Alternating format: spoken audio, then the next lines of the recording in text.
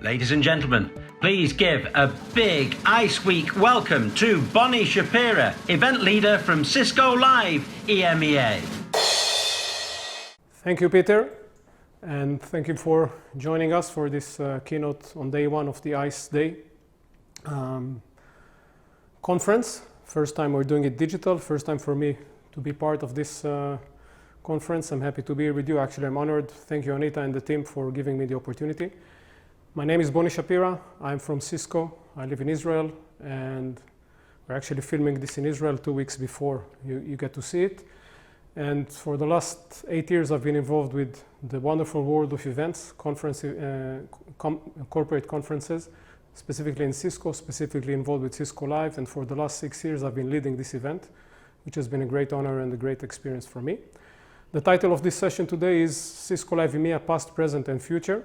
And just as the name implies, this is what we're going to cover. We're going to look at what has brought us to where we are today, with Cisco Live being one of the biggest and most appreciated conferences in the world of IT. And we're going to look at the current situation of conferences in general and specifically of Cisco Live, and what do we see for the future of this great event that we've been involved with lately. But before we dive into the details, let me just introduce to you some key figures or components of the event. This event has been running for 29 years, and the next one that is due to be in February 2021 was supposed to be our 30th anniversary. We were planning to celebrate it big, but if we're going to do it or not, who knows, we will see. It has, like most big conferences, a couple of key pillars.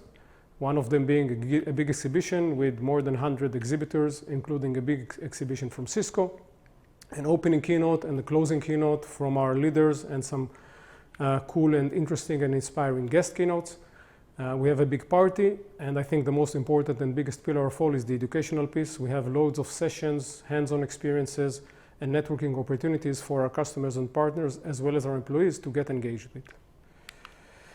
In terms of finance, this event is self-financed, meaning we get to spend on the execution of the event only the budget that we get as revenue from attendees and from sponsors. Usually the split is 80-20, so 80% of our revenue is coming from attendees paying to attend the event. It's not a free event. The event costs roughly 2,000 euros to attend for the week. It's a week-long event. And then from exhibitors, we get around another 20% of the overall revenue. And we also have an online component. That's this icon of the television that you can see here. But to be honest, we've had it for a couple of years, broadcasting some key elements of the program, especially the keynotes, what's happening on the show floor, which we call the world of solutions. But it has never been our focus. Our focus was always the attendees on site, and we invested mostly in them. Now, let me take you to the last event that we've concluded at the end of January 2020 in Barcelona. The last week of January, we had our biggest ever event, as you can see here from the numbers, with more than 18,000 people attending live on site, I mean in person, if you still remember the days where we had in-person events. It was a great event. You can see here the overall experience that we asked them during the end of conference survey was 4.69 out of 5. Which I'm sure you would all appreciate. Doing big events, that's pretty hard to get that figure. A year ago, we got 4.68. This year, we got 4.69. I'm pushing my team to do it even better next year and go for 4.7 or more when we go back to live events. You can see the number of actual customers, partners attending, so what we call the main conference. And again, 10% increase. We've been having this increase steadily year after year for the last 5 or 6 years. We had 5,000 people back 6 years ago, and now we're with 18,000 people. That's amazing. You can see the Net Promoter Score, which is a typical KPI that we measure for the event. The Net Promoter Score of 75, very high, and more than 1,000 sessions that were offered live, mainly by our engineers and developers, to our ever-growing community of partners and customers that are using and deploying our products. But if we look at those numbers, that's all great. You all have your numbers for your events. What is really more important for me are not the numbers, but actually the sentiments and the emotions that have been provoked as a result of attending the event. And that's what you can see here. They will be built on the slide as we continue speaking. And if you read them, you can see that they're saying great experience, great event, I feel like a Superman. I feel more Cisco now. It is like the Burning Man for nerds like us. This is one of the reasons why I'm still in the business of network IT, or gives me the motivation to work. So these are all sentiments of, motivation, feeling like Superman, a lot of emotions that have been provoked and raised as a result of attending the event, which for me, it's even more important than the figures themselves. Okay? And at the end of the event, after we've had so many people and so many sessions, we've celebrated with this amazing guest keynote of Richard Browning that was actually flying to the stage from the outside. It was a big surprise for everyone. If you know Richard Browning, I would highly recommend him. And then at the end of his session, our general manager of Cisco EMEA, Wendy Mars, came on stage and announced our next destination. We had been doing the event 3 years in Barcelona, and the plan is to move to Amsterdam for the coming 3 years, do it on the second week of February, between the 8th and the 12th of February. We concluded the guest keynote with this amazing announcement, going to Amsterdam. Everyone was happy, and then we moved to the party on the last day. And then the little virus came into our world. Okay, so we were one of the lucky ones to still be able to run a completely in-person event, full size, without any impact of the virus. We were really lucky from that perspective, but now we all have to face this new virus. But before we get to speak about the virus and how are we adjusting our plans to deal with this new norm, let's take a step back and see how did we get to where we are today. How have we made Cisco Live such an incredible experience for our customers, partners, and employees, as well as for ourselves?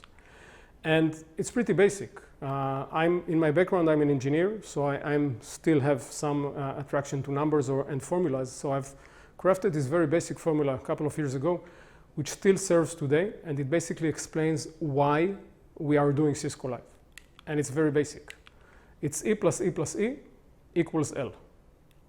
As simple as that. Now, if you were here with me in the same room, which unfortunately you're not, I would have asked you, what do you think those E stands for, and the L, what does it stand for?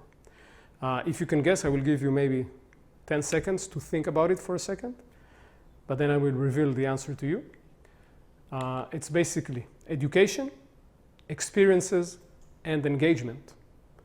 And all together, increase the loyalty of our customers and partners to Cisco. Okay? Pretty simple, but still holds true, no matter how many years and how many times I'm saying that. Education, it's all about the session, the interaction that our customers and partners are having with our engineers and developers. They attend those sessions. They could sit for a whole day, from Monday all the way to Friday, session after session after session, having a break and then going back. They're crazy about it. Our speakers are like rock stars for them. It's pretty amazing. And that has a lot to do with, the skills and the technical knowledge of our speakers. They're top world-class speakers. And they know their job, and it is super important for our customers and partners to be on site and to listen to them. So that's the education piece. Then we have the experiences. Experiences is basically anything that is happening around the sessions, around the technical content. And we like to say that the brand is actually the experiences created every time we interact with our customers. So everything that is happening during the event, even from the registration until post-event, creates this experience and impacts the company's brand and the brand perception of our customers and partners. And that's the key area where we as event organizers or the event leaders can influence more and go wild, take some risks, go a bit crazy with some experiences we would like to generate. And the third one is engagement, which is all about all the meeting opportunities, one-to-one, one-to-many, that our customers and partners can have with Cisco and amongst themselves, which is key to the physical event, to the in-person event. Now, when we look at the area where we have most influence, and which is the experiences area, where we can control, we can allocate budget, we can, as I said, dream big, fly high, and look for all kinds of stuff to really inspire our audience and provide them experiences that are way above what they would expect when they come to an event. They would expect to be educated with the sessions, get hands-on experiences with labs, get some food, basic stuff maybe. But there's other elements that they might not expect, but that would still enhance their experience, and that's where we focus on. And for that, I have another formula that is pretty basic as well. It's small, medium, large, and Some of you might think extra large, it's actually huge. So it's small, medium, large, and huge. And I'll explain to you quickly what does each letter stand for. Starting with H, it's all about hospitality, okay? How we treat our delegates, even though Cisco is not a company that is in the catering business or the food industry, okay? But their experience on site, whether they have their soft drinks or good quality coffee or good lunch, it is all related to Cisco. That's why we focus a lot on the hospitality, making sure that they have to focus on the education and everything else is kind of taken care of. They can get as many soft drinks as they want into the session. If they want to take it home with them after the session, that's also fine.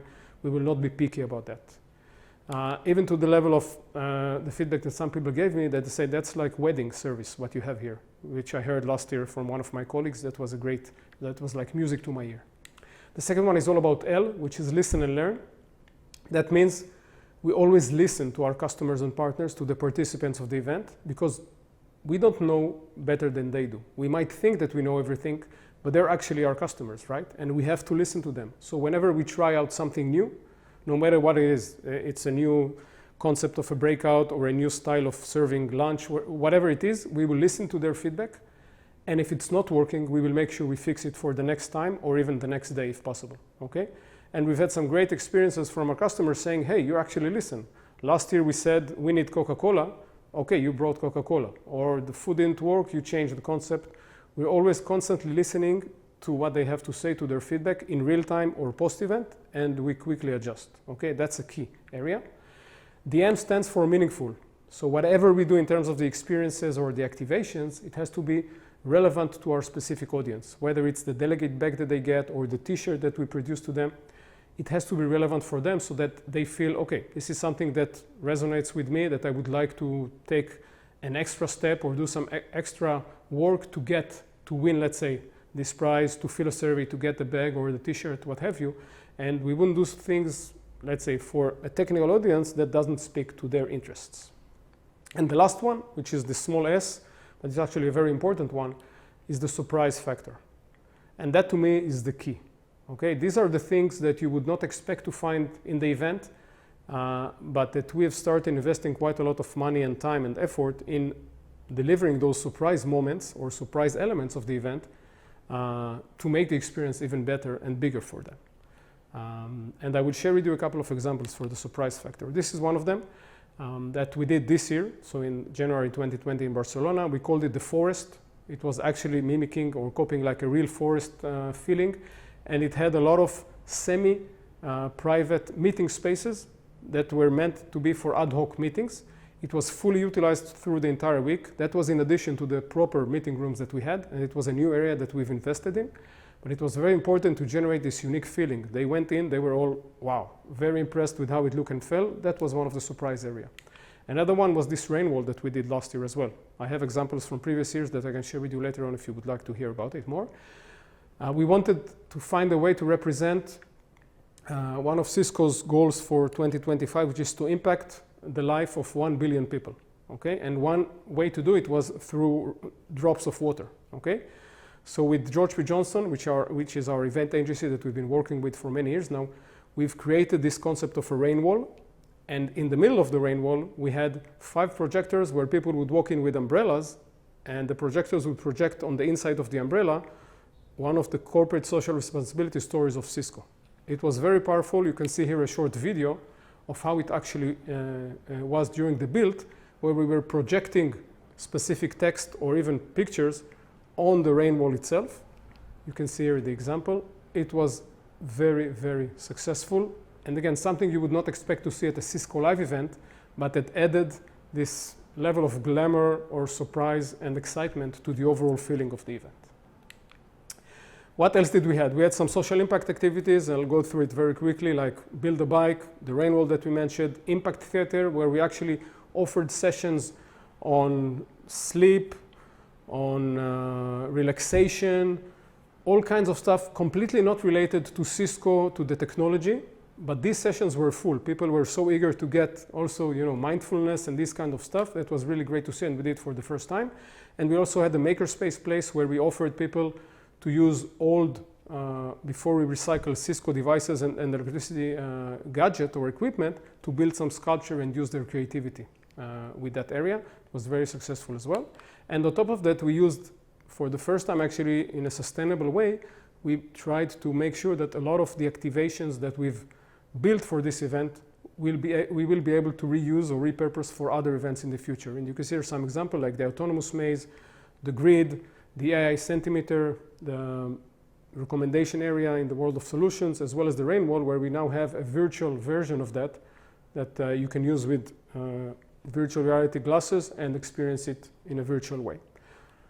So this was all great. We had a lot of stuff. I'm happy to share more with you about that. But now I would like to move to the second part of the presentation. That was the past, right? And then, as I said before, this little virus came into our world. Actually, it started before Cisco Live went live, because it started in December. We heard from China. So when we went on site live at the end of January, there were also some rumors. There were already some rumors on the event, on the presence of the virus, especially in China, Far East, not yet reaching Europe. We first pretty much ignored it. We didn't take any specific measures. Maybe I should say that, but that was the truth. I'm not going to hide it. We didn't take any measures. There were no concerns with the audience. No one was asking for that. We didn't have more hand sanitizers than the usual or any instructions. Nothing of that. Again, end of January. And then on the third day of the event, we had this angry participant come to us, or actually sending an email, complaining that the gentleman next to him in one of the sessions, you know, in the breakout sessions at Cisco Live or in most events, they sit pretty tight to close to one another. The guy next to him didn't feel well during the session and actually started vomiting. And he vomited also on the poor gentleman that was complaining to us. And he was pretty concerned that he might have had the virus and that now he's been infected. So he was pretty adamant and angry about that. We made sure that the guy who actually vomited was not having the virus. He just had food poisoning, so that we could calm down that angry person, and all good. And then we continued with the event. And then when we left the event, at the beginning, I actually chose to ignore this new situation. Sorry. I thought our next event is in February 2021. We have 54 weeks until then. No chance that this virus is going to stay for so long. So we can ignore it and continue with our lives, right? Turns out I was wrong, and very quickly realized the world has changed, and specifically the world of event has changed. And then what we've started doing, my team, is actually looking out to see what other events are doing. Obviously, we now have the luxury of waiting a year long until our next event, because we do it once a year, but other events are going on. Events are happening every week, and events had to shift from physical to virtual in no time, literally no time. I know that tomorrow, you will hear from Stephanie on the Sapphire Now from SAP event, so I'm also anxious to see what her experience was. So we have a certain luxury to see what others are doing and then decide with pretty much more time and enough time before our next event. So we started looking. Where do you look first? You look with our peers. Cisco Live is run not just in EMEA. We have the biggest one in the US and one in Australia for APJC. The APJC one went digital. It was supposed to go live in March, and then they moved it to a digital 2-day event the beginning of April. And then the US event was actually concluded, was supposed to be in Vegas early June, and it concluded 3 weeks ago, June 16th and 17th, and it was a 2-day digital event. So we went and spy, let's say, on them. We worked in collaboration with them. We saw what they did. Again, they didn't have a choice, right? Currently, no events is live. All events are digital, and they did a good job. We learned from them. And then we are now starting to think, okay, with 7 months to go, what is our best strategy? Where do we go to?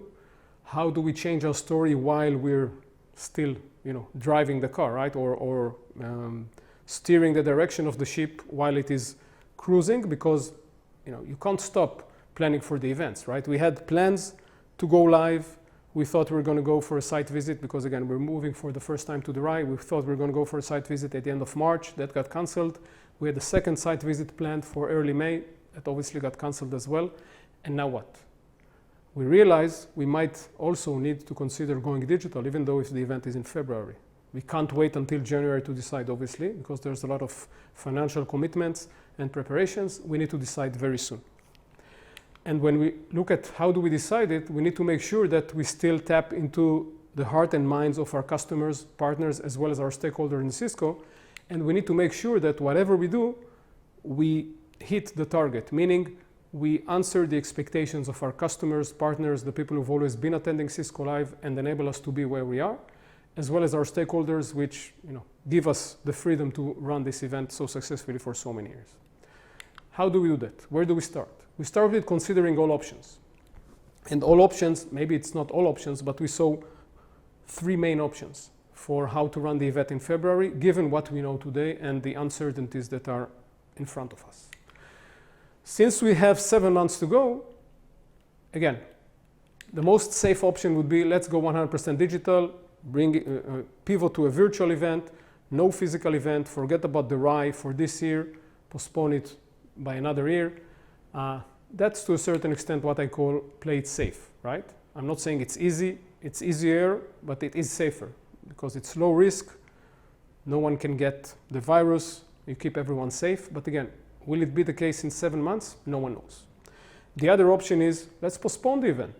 We checked with the RAI, they actually had an availability in October 2021 for 3 years, so 21, 22, 23, which is what we're supposed to be doing with the RAI. And we said, okay, that might be an option.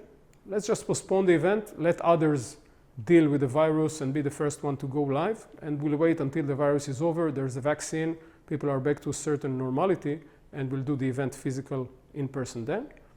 And the third option is actually, let's be a bit risky, or risk takers, okay? We don't know now what's going to happen in February. We don't know that we have the skills and the capabilities and the expertise to deliver and produce a world-class event under the new norm, the new regulations, the new protocols that are being defined as we speak. We have great collaboration with the RAI. They're working on opening actually their venue for events actually in September already. So they're pretty advanced from that perspective. And we said we're not going to know exactly how it's going to look like, but it will certainly be of a lower attendance. So we were aiming initially to get 20,000 people. We probably get maybe 5,000, 6,000. Breakouts will have to be designed differently so that there's enough space between one another. The exhibition will have a different format. We don't know yet, but we thought about it as an opportunity actually, as a challenge/opportunity to do things differently and be one of the pioneers in doing a live in-person event in the post-COVID or the post-pandemic era, okay? Now, we might be a bit naive. I'm a bit naive from that perspective, I must admit, and I am a risk taker. But I think if I look at it broadly from a Cisco's perspective, not just from my role as a Cisco Live leader of EMEA, if I had to put myself in the shoes of the CEO of Cisco, probably the decision would be, let's go digital, let's take no risks until maybe June or even later 2021. And with that in mind, I would like to focus now on pivoting to virtual and what we think is the right way to do that. Again, we don't know more than you guys. We haven't done an event. We've seen what others are doing. So it's a collection of thoughts, ideas that we've come up with. And I would like also to hear from you once this session is over and get your feedback as well. If that makes sense, if that resonates, if you have other ideas or other ways that you think this should be done. So where do we start? We actually look at it, as I said, you can see on the slide, it says back to basic. Because we're used to do in-person event in a certain way. Remember this formula, E plus E plus E equals L, and the small, medium, large, and huge. It has been working pretty well, or even very well, for a couple of years. We're a very well-oiled machine. Everyone knows their responsibility, their part, and everyone is working together as a big team. But when you move to virtual, it's like moving the cheese, right? You would no longer find the cheese where it used to be. Maybe the cheese has gone completely and you need to look for a new cheese, if you know the book, Who Moved My Cheese. We need to rethink basically everything. And we need to start asking ourselves, first of all, why? Is this formula, the E plus E plus E equals L, is it still relevant? Does it hold in a virtual world? Education, experience, and engagement increase the loyalty of our customers and partners? Is that the formula that you would use for an online event as much as you would use for a physical event? That's one question. The other one is what? What are the key objectives? What are the reasons why you're doing the event? What is it that you would like to achieve from doing a virtual Cisco Live event of 2-3 days, a full week, you name it, okay? The objectives you've had for a physical event are no longer valid. You need to start from scratch and think of your objectives. They're not the same. And if you keep them the same, I think it's not the right way to do that, but again, happy to argue with that later on. Then the who. Obviously, when you have a physical event, you have your core attendees, people who've attended many years, bringing new customers as well. And it's different when you go virtual, because anyone can attend from his home, from their offices. You don't need to travel. You get it, right? It's way easier to attend when it's done virtually. And then you can open it up maybe to new type of audiences that you've never reached when you're doing a physical event. Maybe it was too expensive for them to attend. If it's online, maybe it's free of charge or the fee is very minimal. More people would attend. You can create different type of content in an easier fashion, and maybe you can expand your reach and get more, not just more of the same audience, but new audiences that you haven't had. But again, this is all need to be thought of before you jump into planning the event. Okay, you need to define it earlier, and then also the where and the when. Since it's a virtual event, you're not limited to the dates that you've had the contract with the venue. You can do it the same week, you can do it the week after, the week before. You can do it for 2 days, you can do it for 6 weeks, as some companies have done. So there's a great variety of options that you need to define your strategy and your direction. Now, what I would like to do now is to share with you some of our thoughts around what is different between in-person physical events to online events or digital events, okay? I'm listing here 10 different points. By no means these are not comprehensive or covering everything, and there's more to that, but I thought I would share these, and then happy to hear from you what do you think about each of those points and any other point that you have in mind. So the first one is content. Content is king. We used to say content is king or content is queen, but it's clearly one of the key reasons why they would attend your event. It's nice, everything around it, but still content is key. And I always say, you know, if the content is great and the food is bad, that's not great, but it's okay. If it's the other way, meaning the content is bad and the food is great, that's not going to work. You're going to lose your customers, okay? So it's clear what the priorities are. But even with that, when you move to a virtual event, would the same formats that you're using on site and in person would work? Would, for example, we always have a keynote with thousands of people attending in the keynote hall, 7,000, 8,000 people, lots of bells and whistles, opening with fireworks, you know, music, whatever. Would it work the same in a virtual event? Would technical sessions that usually take 2 hours, 90 minutes, would still hold in a virtual environment? Would people be able to sit in their office or in their home office and listen for a technical session for 2 hours, or do we need to break it down? Or should we look at completely different type of sessions, breaking it into chunks of 20 minutes, TED style? Maybe it's an opportunity to rethink the whole concept of content. The second one is all about networking and interactivity. Obviously, when we're on site, in the sessions, outside of the sessions, loads of networking opportunities, meetings, having drinks together, going out, speaking with the engineers, with one another.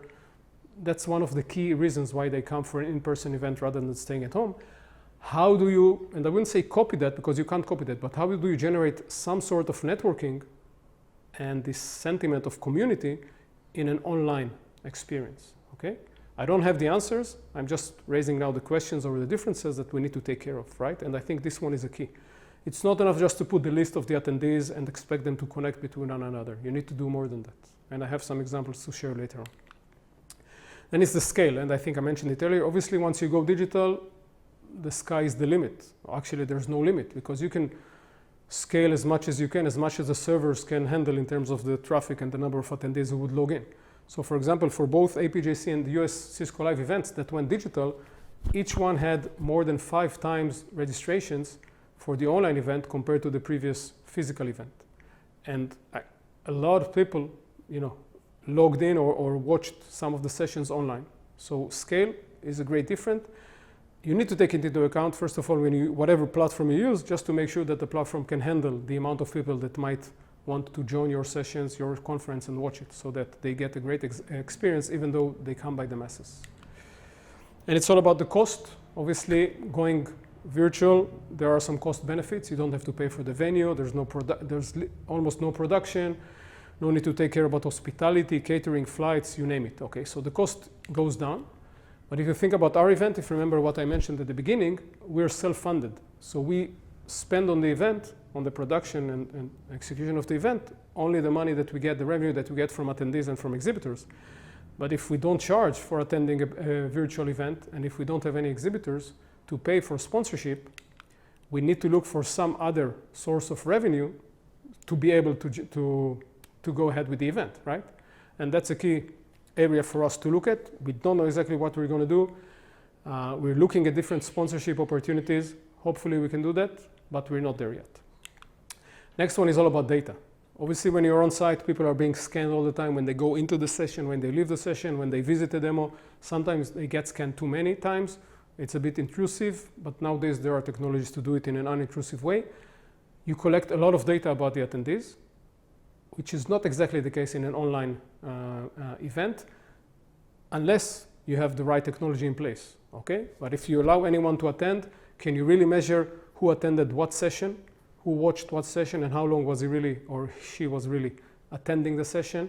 Can you get more data? Surveys, would they fill out the surveys? Would it work well from their perspective? Again, a lot of questions here, different kind of approaches and opinions and solutions that we need to evaluate. So these are the first 5 topics. I have 5 more and then I'm done, hopefully within time. Next one is attention span, I would say. For how long can people attending your event online can really stay focused? If they come to your event, and Cisco Live is a great example, they come for a week. Basically, the event is from Monday to Friday. Usually they come on Sunday, they stay until Friday. They are a captive audience of you for the whole week. They come in the morning, they leave in the evening, they go with their account manager or their team for dinner. They're basically 24/7 focused on Cisco and on our platform and what we have to offer to them, right? They would most of the time be focusing on what we have to offer them. But when they're doing it from their home or their office, it's not the case, and we all know it, right? You do other stuff, you do emails, your kids are running around, your colleague at the office is asking you something. The attention span is way shorter. We need to take it into account. And it's about the duration. I mentioned it earlier. How long should this event be? Should it be like a physical event? I don't think so. And I think we need to completely rethink the structure and see what works best for our audience for a virtual event. Maybe it's a 2 days event, maybe it's 2 days per week for 3 weeks. Break it down in a way that will make it easier for them to stay focused and attentive throughout the entire sessions, okay? Which is not exactly the same when you do it physically. And it's about emotions. I think that's a very key one. How do you provoke emotions? And I'm not talking about emotions like, okay, the site is unreachable, or the video is not working, or I can't hear what you're saying. That happens a lot sometimes. I'm really talking basically about those positive emotions that I mentioned earlier, when they feel like Superman, when they get the motivation from the event, that Cisco is the right choice for them, that you are the partner that they want to collaborate with, okay? How do you evoke or provoke those emotions and raise those emotions in a virtual environment, in a positive way? Tools. A lot of the tools we were using or used to use in a physical environment are no longer relevant. Maybe you still need a registration platform, a content platform, but there are many other tools and other, I think, providers. So agencies we used to work with for a physical event are all of a sudden lacking the expertise to move digital. And I know they're all looking very quickly to come up with a nice solution for digital or online conferences, because this is the bon ton now, everyone is doing that. So the tool or the toolkit that you're using is no longer the same. And most importantly, the team that you work with. So your team, the team that, for example, from my perspective, the team that we've been used to do Cisco Live with, some of them are experts in production, F&B, you name it, like really event producers or event managers or program managers. But how do you find them? How do you best utilize their value when it comes online? A lot of their expertise is becoming, to a certain extent, no longer relevant. So we, personally, as employees, we need to readjust our skill set and repurpose what we know from previous experiences, especially from live events, to bring it to the virtual event so that we still remain relevant. And that's a key one. So we've seen 10, there are more than that. I can speak for hours maybe on other stuff, and I'm happy to speak with you later. I know that Anita asked me to finish on time, so I'm going to do it. To conclude, if I had a crystal ball, which I don't have, but I think our predictions are mainly that face-to-face event will never disappear. Okay, people will always want to connect, to foster networking, establish connection, and feel this sense of community. That's why I think it's not the end of the world as we know it, but the world is changing, okay? So what we think will happen is that there will be a mix of face-to-face, like a hybrid event, okay? Face-to-face and online event is becoming or will become the new norm and the new reality. And we're exactly in this, from that perspective, I think, great time that we get to shape how events will look like in the future. We, all of us together. And I will be very happy to continue the discussion with you. Before I conclude, I just wanted to go back to this formula that by now I hope you all remember by heart. Education, experiences, and engagement equals loyalty. And ask you to think of a better formula or a formula that fits your experience better. If you do find one, I have here a panel of judges, and I will get those formula to be judged by them and myself. And the winner will get a yearly supply of stroopwafel, which is the famous Dutch waffle that I hope you all know. And with that, I would like to conclude. Thank you for listening to this talk. Hopefully it was relevant and interesting for you. This is the slide we put on at the end of all of our presentations. This is basically my team here, saying see you in Amsterdam with question mark. If you would like to be there, if we will do an event there, you will be welcomed, or the year after. And that's me. Happy to connect with you. Thank you very much.